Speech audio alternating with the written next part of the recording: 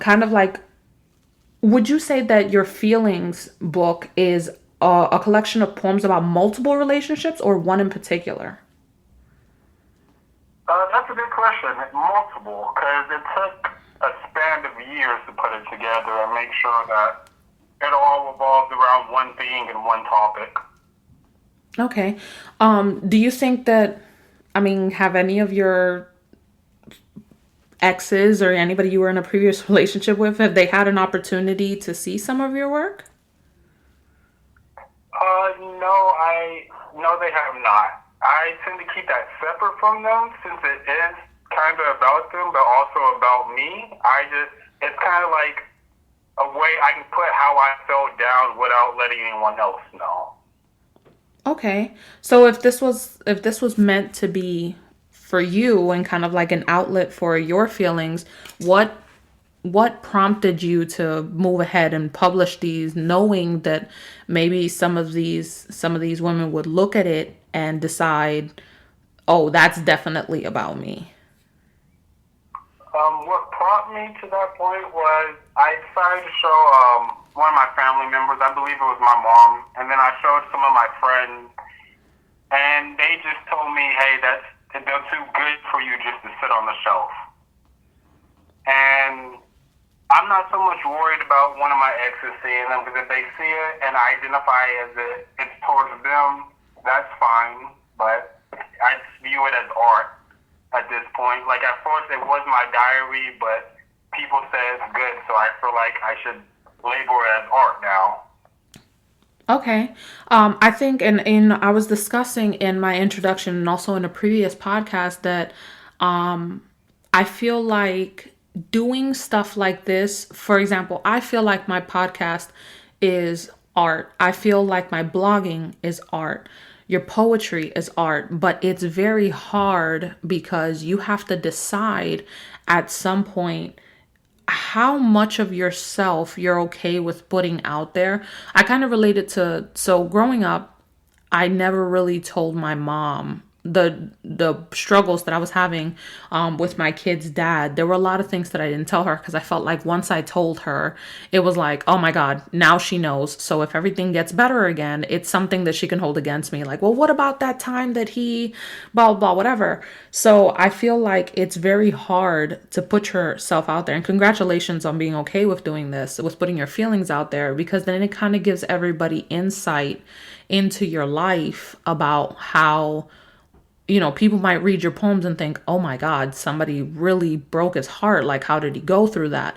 And I discovered that while I do feel like a lot of things I've been wronged in a lot of ways, I try to focus my art on how it made me feel instead of what happened. And also, I try to take ownership for the things that I did that might have led up to the things that I consider are devastating to my character. So, with that being said, do you feel like any of your poems in your book, are they exclusively to, like, in a literal sense, about your feelings about what happened, or do you think that at any point you have poetry that might show some insight into maybe any part you might had to play in what was going on? Yes, definitely. And one of the poems, Fighting Fire, it positions me in a spot where you can see, I guess, you can kind of get the understanding of the wrongdoing that I have done, but it also shows the dynamic of how the other person can be wrong too. Like how two people can be toxic, and it's not just only one. Okay.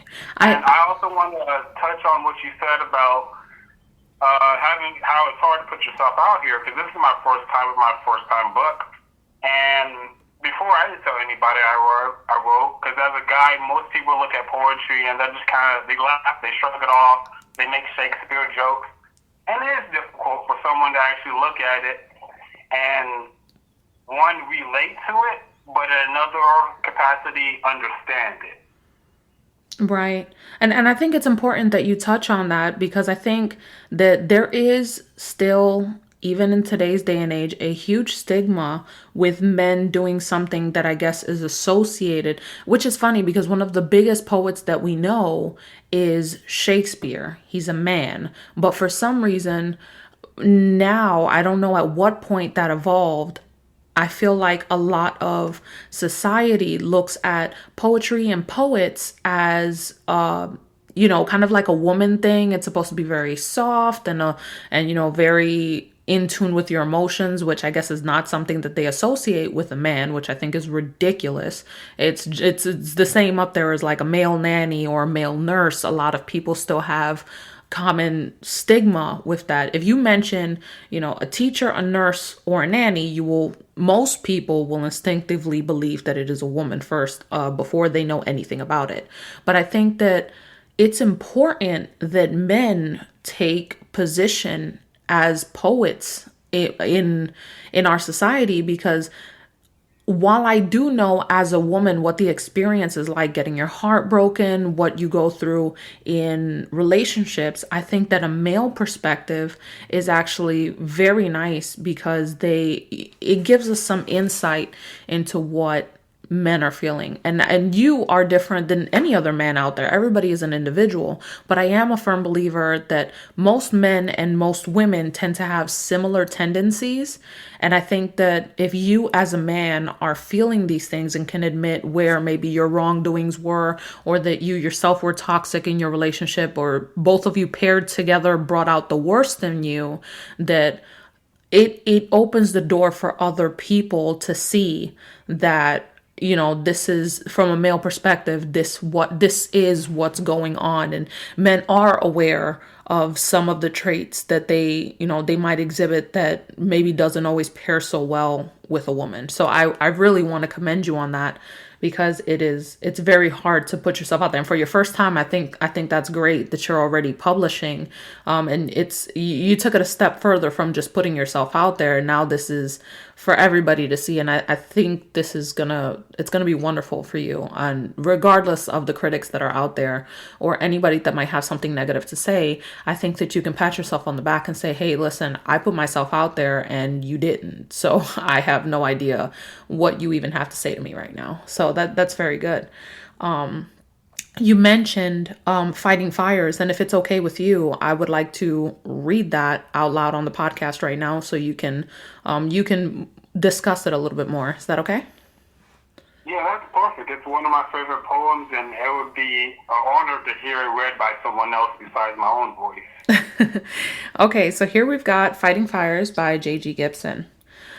I'm those burning buildings, and she likes fighting fires. Every time she ran into me, I grew brighter and brighter. Grew more angry as she tried to calm me, but eventually she succeeded. And now I'm put out like wildfires because fighting fires is what she needed. So, tell us a little bit about that. When writing that, I was trying to find a metaphor, trying to find something that's not so direct, but still hits the head on the nail.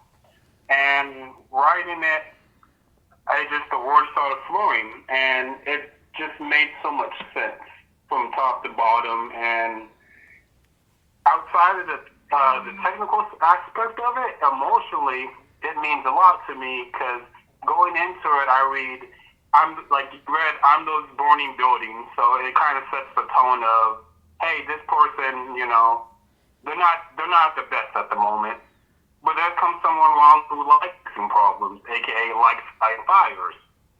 And as a progressive, it tells you, I grew more angry as she tries to calm me.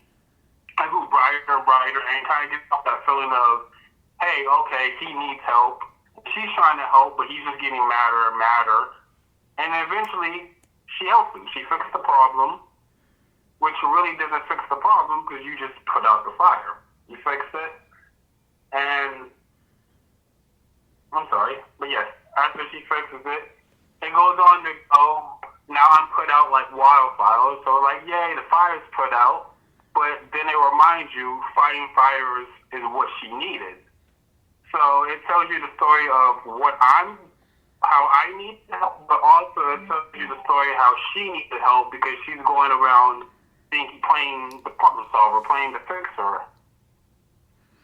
I think that's a very interesting take for multiple reasons. So wildfires, for me, when I hear wildfires, I think of, certain times of the year when I put on the news and I see that California has these wildfires that's been going on for weeks and taking so much time to put out. And I think that that's a wonderful metaphor for a relationship because at first I feel like when you get with somebody, you're this bright fire that, you've got love, you've got passion, you're in that honeymoon stage, everything is great. And I think that as a relationship progresses, whether that flows and ebbs, for some people, as it nears a relationship's end, it can be like putting out a fire, and it can take weeks, it can take months, but eventually that fire will be extinguished, and all you're left with there is, a pile of debris and a pile of whatever it is for something new to be built or something to grow, or it also can be just left as an abandoned lot. So that for me was a metaphor that struck really strong with me. And then also, I think that for me as a woman, when I think of men, I think of them as something that I heard a long time ago, and I don't even remember where I heard it now. But men are initially problem solvers. I feel like if you want to vent as a woman, you go to your girlfriend, you go to your sister, you go to your mom, whatever it is, and you vent about the issue. But don't tell a man something unless you are looking for a solution, because men look for solutions and problems. And I think for kind of the roles to be reversed here, where she's the firefighter and she's like looking for a way to do this because, it's like, okay, I'm a hero, I'm going to put out this fire. But little do you know that putting out the fire is going to extinguish this person's light, the relationship. And then after that, you have nothing else to do but to look for another fire to put out. So a firefighter is a very good analogy for a toxic relationship, because it's like, you do whatever you can to put out this fire, but putting out this fire means taking away someone's passion. I don't know if that was your intention with this, but that's what I got from it. It was one of my favorites too, from the ones that I read from you. Oh, no problem. I love your interpretation of it because I always write and I have my vision, the way I see things. But then again, I want someone else's viewpoint, someone else to see something different because it's art. We might hear different things in music. You might see different things when you're looking at a painting. As long as it affects the reader and they kind of get the whole idea of what's going on, that's okay with me. And like you said with the fighting fires, like it is like it goes with the passion of how relationships can be just heated, whether it's a good passion, whether it's a bad passion. I feel like fire just in general is a great metaphor. It might be a cliche, but I feel like if you use it in the right way, you can create something new. Yeah, I think that's really the good thing about poetry is that it it's something that speaks for itself. One person may see it, how I see it, and you may just see it as like, hey, I was being literal, or maybe you have another interpretation. And you, as the artist or as the poet, you're the only person who really knows what you meant from it, but it is potential for anybody to interpret it the way they do. I remember when I was in school and we would study poetry, they would discuss, the metaphors and what it meant. And I was like, how do you guys know what this means? Because that's not what it means to me at all. But, however it is that they learned it, however it is that they put it out there, that's what they've got. But I think that it has potential to mean more than one thing, which is always something useful when you're trying to reach out to as many people as possible. So, you mentioned that you have a collection of books coming out. So, Feelings comes out this summer, but after that, what's your timeline for your next projects?